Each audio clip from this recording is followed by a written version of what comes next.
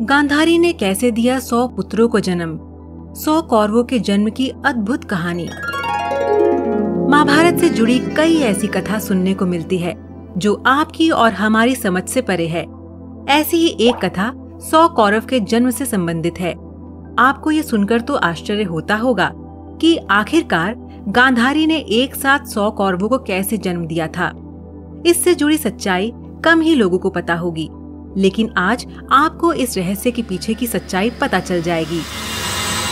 कौरवों के जन्म का रहस्य। आपको बता दें कि गांधारी के गर्भ से 100 कौरवों का जन्म कोई दैवीय चमत्कार नहीं, बल्कि एक ऐसी घटना है जो भारत के प्राचीन रहस्यमय विज्ञान का उदाहरण है। गांधारी गंधार राज्य के राजा सुबल की सुपुत्री थी। समय बीता और गांधारी का विवाह हस्तिनापुर के राजकुमार धृतराष्ट्र के साथ हुआ। चूंकि धृतराष्ट्र जन्म से ही अंधे थे, इसीलिए गांधारी ने भी आजीवन आंखों पे पट्टी बांधने का फैसला किया और आंखें होते हुए भी नेत्रहीन बन के रहने लगी। कौरवों का जन्म। शादी के कुछ वर्ष बाद गांधारी ने 100 पुत्र और एक पुत्री को जन्म दिया। पुरुवंश के होने के कारण गांधारी और धृतराष्ट्र के पुत्रों को कौरव नाम से जाना गया। 100 कौरवों का जन्म इतिहास की सबसे विचित्र घटना है। गांधारी को बचपन से ही धार्मिक कार्यों में बेहद रुचि थी।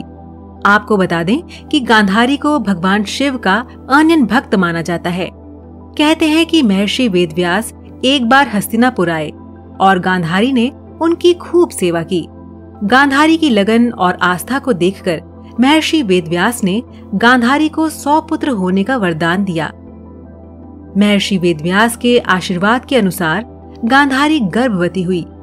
गर्भ धारण कर लेने के पश्चात भी 2 वर्ष व्यतीत हो गए, किंतु गांधारी के कोई भी संतान उत्पन्न नहीं हुई। इस पर क्रोधवश गांधारी ने अपने पेट पर जोर से मुक्के का प्रहार किया, जिससे उसका गर्भ गिर गया। उधर वेदव्यास ने इस घटना को तत्काल ही जान लिया। वे उसी समय गांधारी के पास आकर बोले, गांधारी, तूने बहुत गलत किया। मेरा दिया हुआ वर कभी खाली नहीं जाता। अब तुम शीघ्र ही 100 कुंड तैयार करवाओ और उनमें घी भरवा दो। तभी गांधारी ने एक पुत्र की भी इच्छा जताई। वेदव्यास ने गांधारी के गर्भ से निकले मांस पिंड पर अभिमंत्रित जल छिड़का, जिससे उस पिंड के 101 टुकड़े हो गए। वेदव्यास ने उन टुकड़ों को गांधारी के बनवाए हुए कुंडों में रखवा दिया। उसके बाद उन कुंडों को 2 वर्ष पश्चात खोलने का आदेश देकर वेदव्यास अपने आश्रम चले गए। 2 वर्ष पूरे हो गए और फिर गांधारी ने सारे कुंड खोले। सबसे पहले कुंड से दुर्योधन का जन्म हुआ। बाकी कुंडों से 99 पुत्र और एक पुत्री का जन्म हुआ। गांधारी की पुत्री का नाम दुशाला था। ऐसा कहा जाता है कि जन्म लेने के बाद ही दुर्योधन गधे की तरह रेंकने लगा, जिसे देखकर पंडितों और ज्योतिषियों ने कहा कि यह बच्चा कुल का नाश कर देगा, और ज्योतिषियों ने धृतराष्ट्र से दुर्योधन का त्याग करने के लिए कहा। लेकिन पुत्रमोह से विवश धृतराष्ट्र ऐसा नहीं कर सके। तो दर्शकों, हम उम्मीद करते हैं कि आपको ये वीडियो पसंद आया होगा।